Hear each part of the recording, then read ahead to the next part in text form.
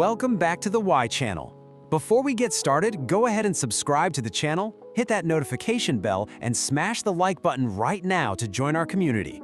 Okay, so, you ever hear a song on the radio, and just like that, you're not in your car anymore. You're 16 again. You're back in your childhood bedroom, and you can almost feel that rush of a first crush. That powerful, fuzzy feeling? That's nostalgia. It's something every single one of us feels. But what exactly is it, and why are we so drawn to it? All right, let's dive in. This right here, this is the central mystery we're going to unpack. Nostalgia is this beautiful but really complex paradox. On one hand, it feels like a warm hug from the past, right? But it almost always comes with this little pang, this longing for moments we can never ever get back. So how can one single emotion be both happy and sad at the exact same time? So here's our roadmap. First, we'll dive right into that bittersweet paradox. Then, we're going to trace nostalgia's wild journey from being seen as an actual sickness to a source of strength. After that, we'll unpack its psychological toolkit, see how it helps us, how it actually powers our future, and then, finally, why it all matters so much. First up, let's get right to the heart of it, nostalgia's unique emotional signature. We're talking about that famous bittersweet quality. It's the thing that makes nostalgia, well, nostalgia. You know, this phrase really is the perfect way to put it. Psychologists actually describe nostalgia as an ambivalent, but mostly positive emotion. We're looking back on these fond, meaningful memories, and that's where the joy, the contentment, the warmth comes from. But it's all blended with that little tinge of sadness, that yearning for a past that's gone for good. This is a great way to think about it, like two sides of the same emotional coin. On one side, you've got all the sweet stuff, contentment, feeling connected to people, a sense of gratitude.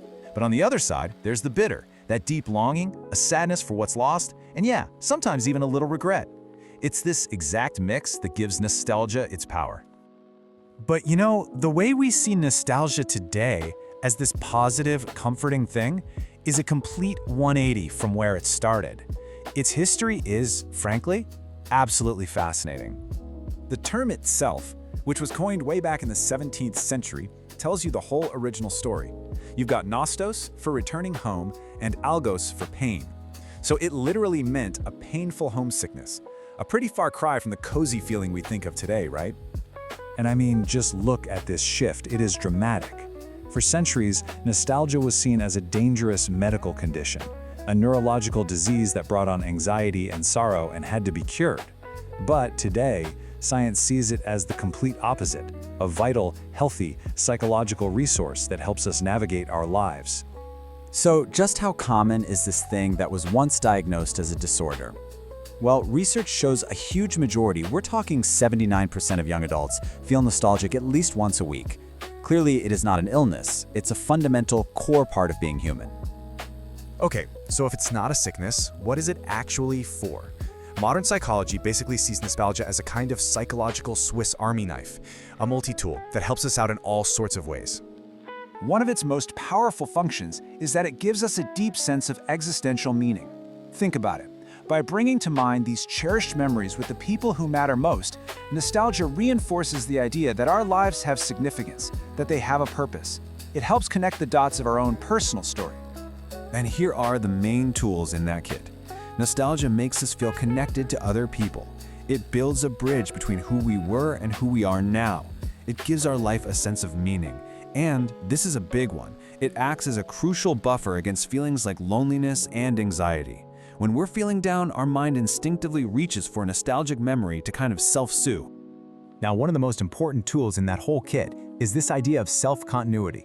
Life is just full of change, right? And it can be easy to feel disconnected from the person you used to be. Nostalgia strengthens that thread of identity, reminding us that we are the same person who lived through those moments, and that gives us a really powerful sense of stability and grounding.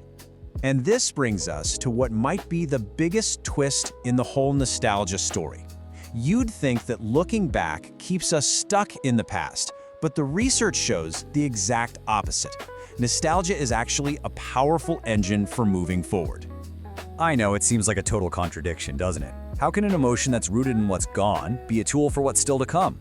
Well, the way it works is actually incredibly clever. So it works kind of like this. When we feel something negative, like loneliness, it often triggers a nostalgic memory. That memory then taps into this whole reservoir of positive feelings: love, connection, belonging. This positive emotional state then flips a switch, activating what psychologists call approach motivation. It literally makes us more likely to go out and pursue goals and reconnect with people in the future. And the result of all that is incredibly powerful. By reflecting on these meaningful past events, we get reminded of our core values and the relationships that give our lives purpose. This reconnection doesn't just feel good, it actively boosts our optimism and motivates us to build a better future. Okay, so let's bring this all home. Why is understanding this complex, bittersweet emotion so important for our everyday lives? The ultimate takeaway is this: nostalgia basically performs a kind of psychological alchemy. It takes the bittersweet memories of a past we can't get back, and it transforms them into a source of meaning, identity, and motivation that actually guides us toward the future. It's not about living in the past, it's about using the past to live better right now. And that leaves us with this final thought. The journey of a nostalgic memory isn't just a simple trip down memory lane. It's a whole emotional arc that starts with the joy of the moment, deepens with a longing of its absence, and ultimately delivers this profound sense of meaning. And maybe that's why we crave it. Not just to remember, but to understand who we are.